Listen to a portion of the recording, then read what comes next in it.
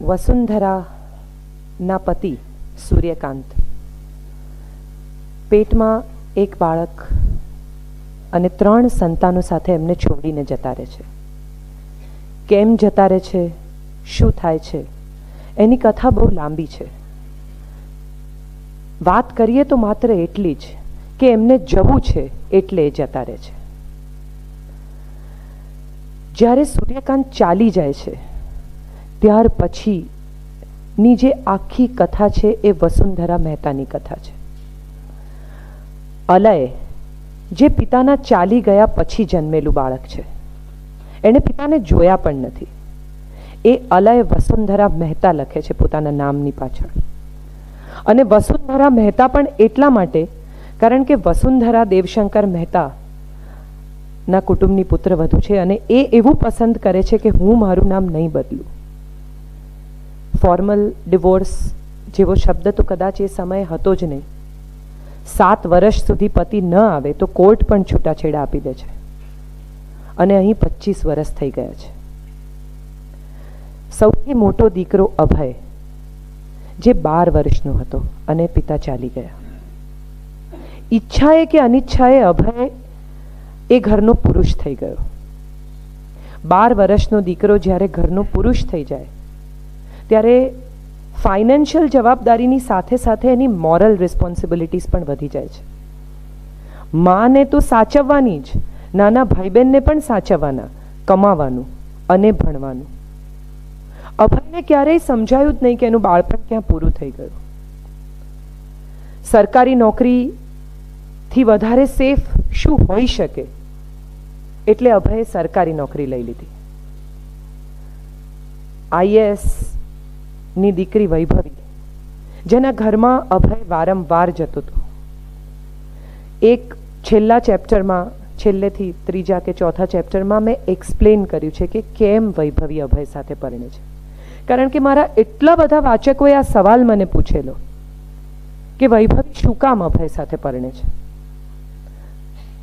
એક માણસ જે એક એવી છોકરી કે જે ખૂબ સુંદર છે, IAS પિતાનું એકમાત્ર સંતાન છે, એના ઘરમાં આવતો એક પિતાનો 3rd કે 4th જુનિયર નોકર ઇન્ટુ ઇન્વર્ટેડ એની સામે પણ ન જુએ.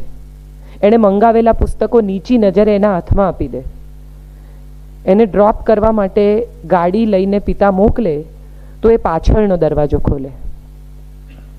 આ દરેક વાતે વૈભવીના ઈગો પર એક નાનો ઘા પડે છે. દરેક વખતે વૈભવીને લાગે છે કે આખા ગામના છોકરાઓ મારી સાથે ફોન પર વાત કરવા, મને મળવા, મારી એક સ્માઇલ માટે કંઈ પણ કરવા તૈયાર છે ને આ માણસ મારી સામે જોવા પણ તૈયાર નથી. અને વૈભવી નક્કી કરે છે કે હવે પરણું તો આને. કોઈ પ્રેમ, જિંદગીભર સાથે જીવવાની કોઈ કલ્પના, કોઈ સંબંધ, કોઈ કમિટમેન્ટ આ લગ્નમાં નથી. પહેલા દિવસથી અભય પાસે ચોઇસ નથી કારણ કે એની નોકરી જતી રહે. ઇન્ક્વાયરી થાય, પોતાની દીકરી સાથે નહીં પરણવા માટેની ઇન્ક્વાયરી. એટલે અભય ઘર બચાવવા, ઘરનું ફાઇનાન્સ અકબંધ રહે એટલા માટે વૈભવ સાથે પરણે છે. એટલે આ સમાધાનના લગ્ન છે પહેલા જ દિવસથી. અભયને એવું ક્યારેય સમજાયું જ નહીં કે એક સ્ત્રીનું સમર્પણ, એક સ્ત્રીનો પ્રેમ, એક સ્ત્રીની લાગણી શું. એણે સતત વૈભવીની દરેક વાતમાં હા પાડી કારણ કે કચકચ ન થાય, કકળાટ ન થાય. અને પિતા નથી એટલે આ ઘરમાં શાંતિ જાળવવાની, સમાધાન જાળવવાની, ફાઇનાન્સ બેલેન્સ કરવાની જવાબદારી મારી છે એવું એને 12 વર્ષની ઉંમરે સમજાઈ ગયેલું. વૈભવી જ્યારે પરણીને ઘરમાં આવે છે ત્યારે વસુમાના પ્રભાવથી એને બહુ જ ઇન્સિક્યોરિટી લાગે છે. એને માટે બીજી સ્ત્રી એ વસુમા છે. ડે 1 એ ઇન્સિક્યોર છે કારણ કે અભય માને પૂછ્યા વિના કાંઈ કરતો નથી અને એ દરેક વાતમાં અભયને દુઃખી કરવા માટે માના નામનો ટોણો મારે છે. એને ખબર છે કે અભયને જો મા વિશે કંઈ કહેવામાં આવશે તો અભય બહુ દુઃખી થશે. અને ત્યાંથી શરૂ થાય છે એક વર્ચસ્વની રમત. વસુમાં એનો ભાગ નથી, પણ વસુમાને અનાયાસે એમાં ઘસડવામાં આવ્યા છે. એમને ખબર પણ નથી કે વૈભવી મનોમન એમની સાથે કોમ્પીટ કરે છે. બાકી વસુમા જેવી સ્ત્રી તો છોડી દે કે તારે શું જોઈએ છે, લે આ ચાવી, તારે જે કરવું એ કર.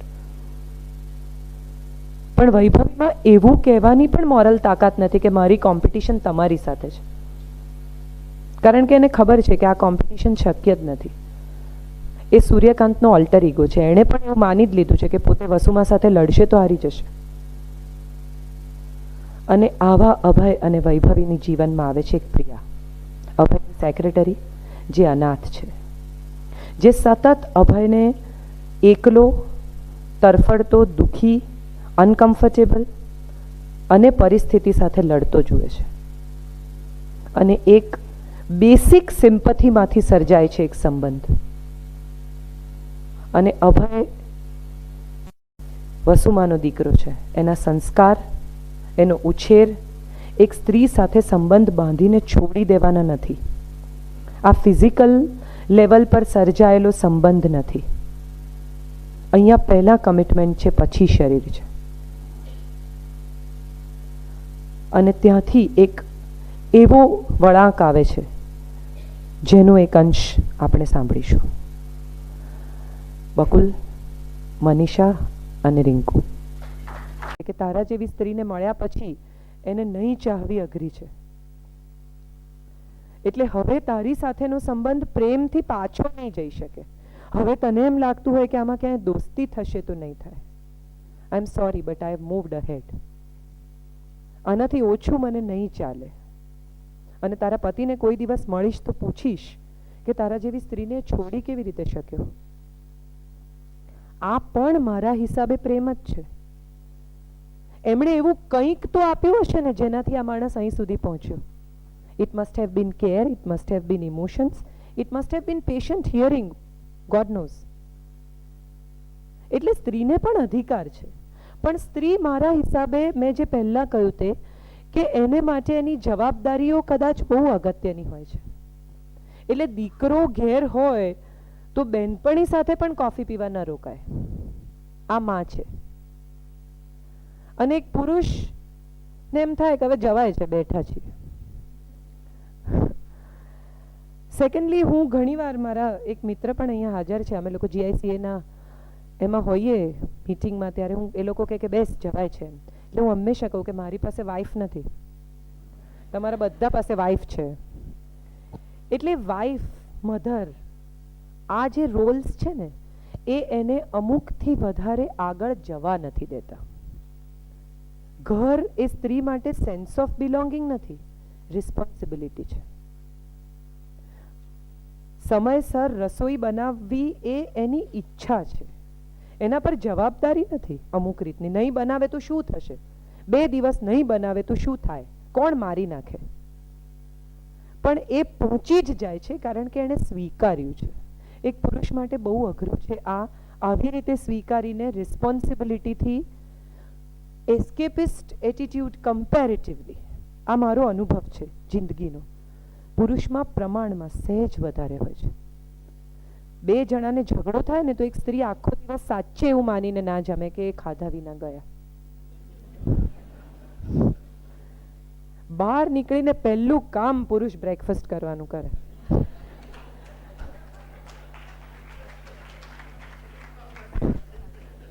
હા છે, સાચી જ છે.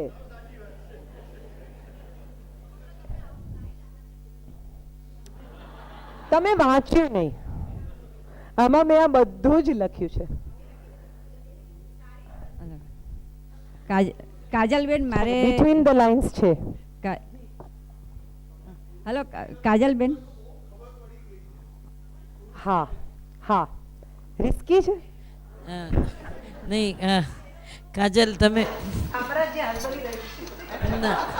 સામ્રાજ્ય બહુ વિચિત્ર શબ્દ છે. શું કામ કોઈનું પણ સામ્રાજ્ય હોય? કાજલબેન, મારે એમ પૂછવું છે કે દરેક લેખક અને લેખિકા એક પાત્રને સર્વગુણ સંપન્ન બનાવે છે અને એક પાત્રને સર્વ દુર્ગુણ સંપન્ન બનાવે છે. તો શા માટે આટલું બધું એક્સ્ટ્રીમ પર જાય છે લેખક ને લેખિકાઓ? દરેક પાત્રમાં કંઈક તો ખામી હોવાની જ ને.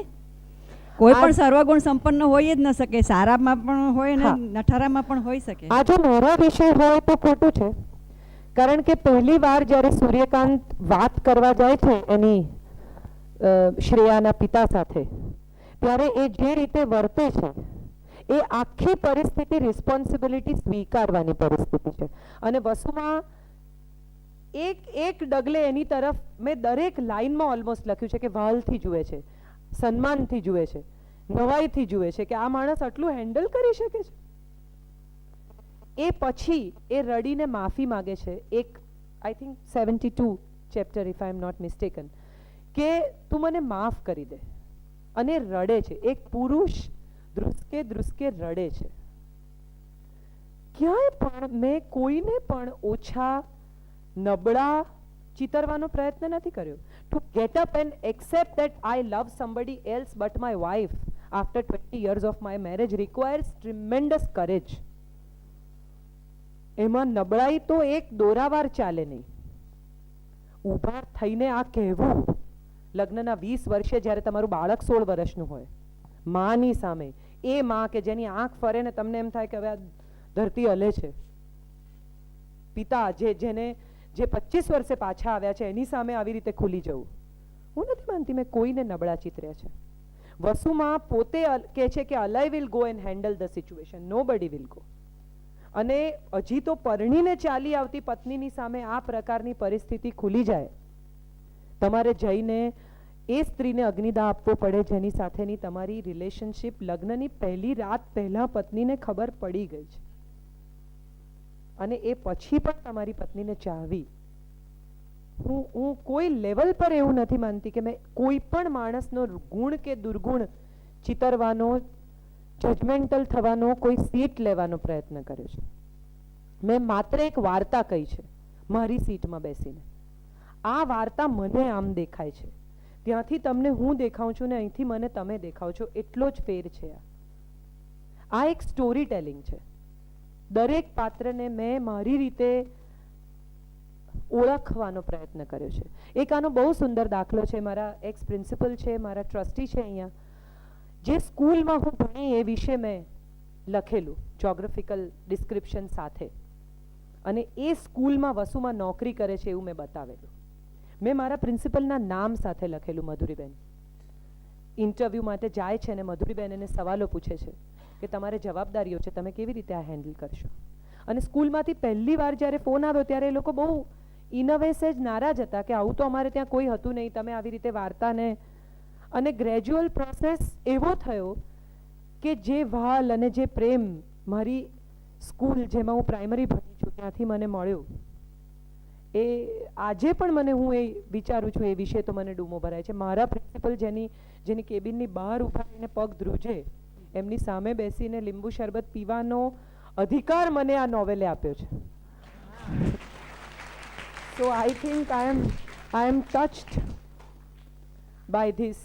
Lot of things I have tried and conveyed in a way કે આ હ્યુમન રિલેશનશિપ્સ છે. આમાં દરેક પાત્રનો શેડ ગ્રે છે, કોઈ બ્લેક નથી, કોઈ વ્હાઇટ નથી. ગ્રેના જુદા જુદા શેડ્સ છે, કોઈ વધારે ગ્રે છે, કોઈ ઓછું ગ્રે છે, પણ આઈ થિંક આપણે બધા જ ગ્રે છીએ. એટલે મેં જજમેન્ટલ સીટ નથી જ લીધી એવું તો હું સોગંદપૂર્વક કહી શકું. 2 સવાલ આવ્યા છે.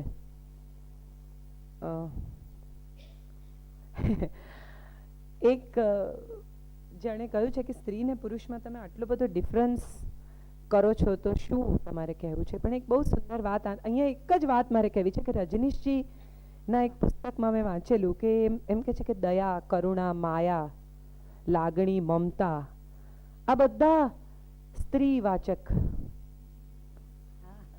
વિશેષણો છે, અને અહંકાર, ગુસ્સો,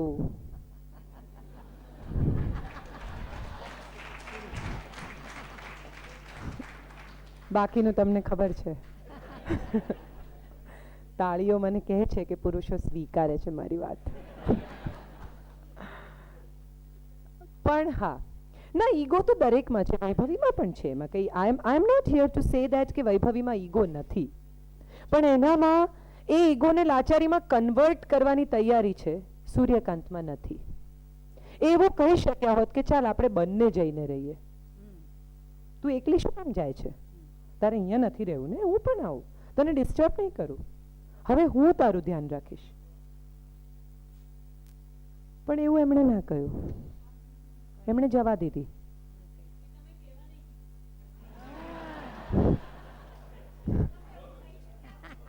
હા હા, એટલે એમ જ કહી શક્યા હોત પણ એમણે ના કહ્યું, કારણ કે મેં લખીને.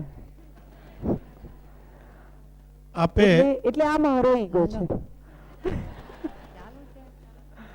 આપે એક જગ્યાએ લખ્યું છે કે રેતી પાથરીને રણ ઊભા ન કરવા, એ કદાચ જિંદગીનું સાચું રહસ્ય લખ્યું છે.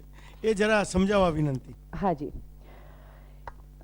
એક તો બહુ જ સુંદર વાત આ નવલકથામાં જે બની અનાયાસે, બ્લેસિંગ્સ ઇન ડિસ્ગાઇઝ, એ કે ચિત્રલેખામાં આજ સુધી જે ચિત્રો કરતા ગીતા બ્રાહ્મણિયાના નામે, એ નહોતા અમારી પાસે. એટલે અમારે શોધ કરવાની હતી કોઈ એવા ચિત્રકારની કે જે, કારણ કે ચિત્રલેખાની નવલકથામાં ચિત્રો એ તો અનિવાર્ય અંગ, અને ચિત્ર વગર તમે કેવી રીતે નવલકથા છાપો, એવો એક આખો અમારો સવાલ. એમાંથી જન્મ્યો આ એક અદ્ભુત લોગો, અને પછી એ લોગોની સાથે સાથે આ ચિત્રોની જગ્યાને ભરવા માટે બેસિકલી જે શરૂઆત થઈ, પછી તો બહુ અદ્ભુત વાત બનતી ગઈ, પણ એ કોટ્સ નીકળતા ગયા. એટલે I must thank Bharatbhai for reading the chapter completely and finding the right quote every chapter. હું તો લખીને છૂટી જાઉં, પણ એને વાંચીને એમાંથી રાઇટ કોટ કાઢીને એને રાઇટ જગ્યાએ મૂકવાનું કામ દરેક ચેપ્ટરમાં 76 ચેપ્ટર સુધી એમણે કર્યું છે.